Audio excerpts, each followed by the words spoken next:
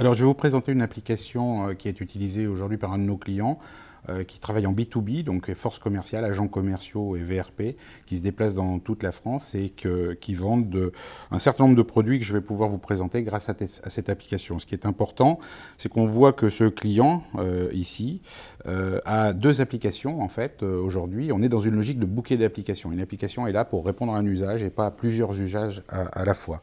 Premier usage, donc, client a 24 catalogues papier, donc il a dématérialisé complètement les catalogues papier, mais je vais plus précisément vous présenter l'application qui sert aux commerciaux pour faciliter leur travail au quotidien.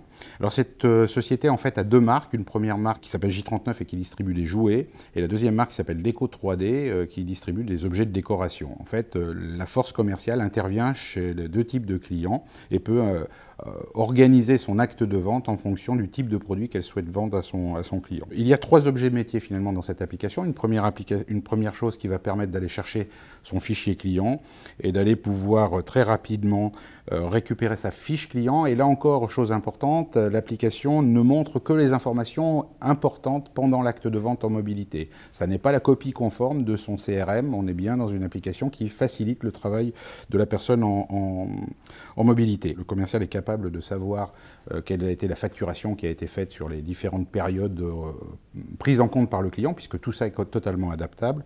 Je précise également que la charte graphique a été poussée par le client, et là aussi on a des capacités d'adaptation sans problème. Donc là on est sur la première fonction objet métier qui est la partie client. Je vais le sélectionner.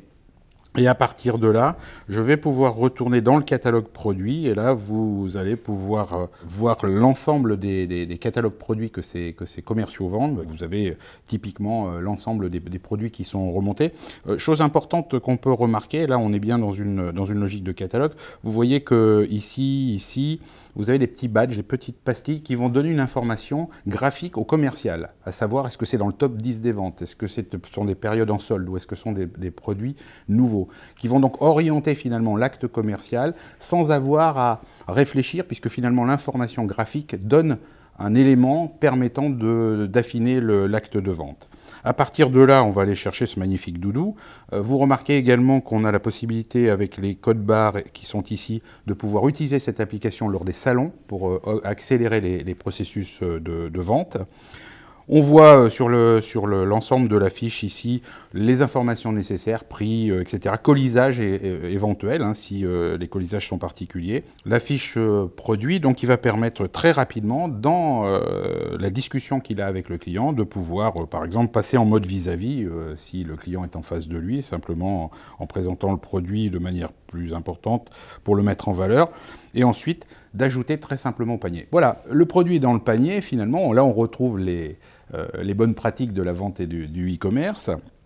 Et le commercial va continuer à présenter son catalogue de produits pour pouvoir augmenter le panier. On va reprendre un deuxième produit.